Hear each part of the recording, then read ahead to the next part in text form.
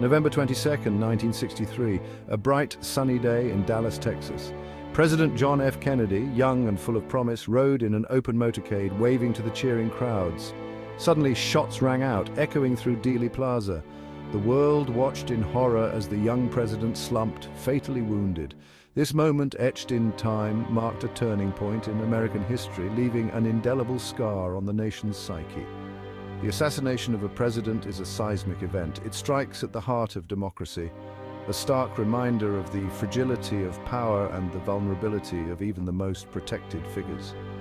The assassination of John F. Kennedy was not just the loss of a leader, but the shattering of an era's optimism, replaced by a deep sense of uncertainty and fear.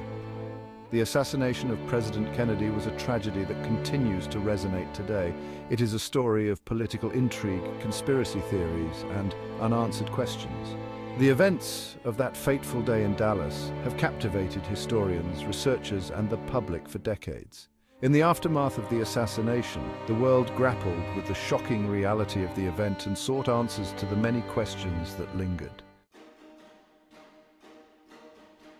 The assassination of a US president is a rare and tragic occurrence. Before Kennedy, only 3 presidents had been assassinated while in office: Abraham Lincoln in 1865, James A. Garfield in 1881, and William McKinley in 1901.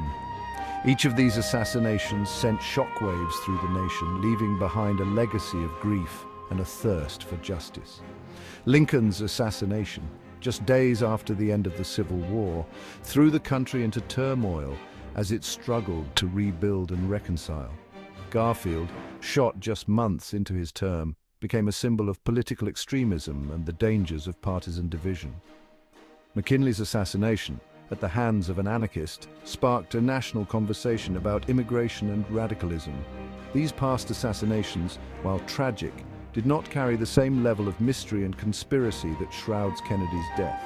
Perhaps it was the Cold War backdrop, the youth and charisma of Kennedy, or the grainy images of the assassination captured on film that fueled the public's imagination and fueled suspicion. Whatever the reason, Kennedy's assassination became fertile ground for conspiracy theories, some more plausible than others. These theories, ranging from the Mafia to the CIA to the Soviet Union, offered alternative explanations for the assassination, questioning the official narrative and pointing fingers at potential collaborators or masterminds behind the killing. In the immediate aftermath of the assassination, the nation demanded answers. President Lyndon B. Johnson, thrust into the presidency under tragic circumstances, appointed a commission led by Chief Justice Earl Warren to investigate the assassination. The Warren Commission, after a 10-month investigation, concluded that Lee Harvey Oswald, a former Marine with alleged communist sympathies, acted alone in assassinating President Kennedy. According to the Warren Commission's report, Oswald fired 3 shots from the 6th floor of the Texas School Book Depository where he worked. 2 of these shots struck President Kennedy, one fatally, while a 3rd bullet injured Texas Governor John Connally, who was riding in the car with the president.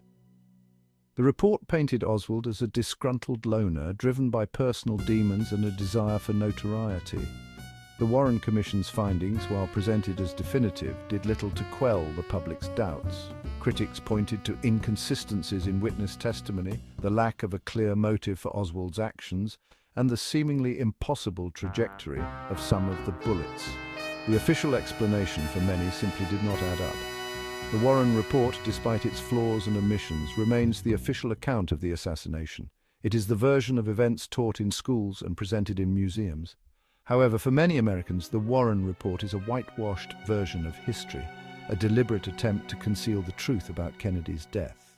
Despite the Warren Commission's conclusions, many questions remained unanswered. Why did Oswald, a former Marine sharpshooter, make such poor shots? And why did Jack Ruby, a nightclub owner, kill Oswald, preventing him from standing trial?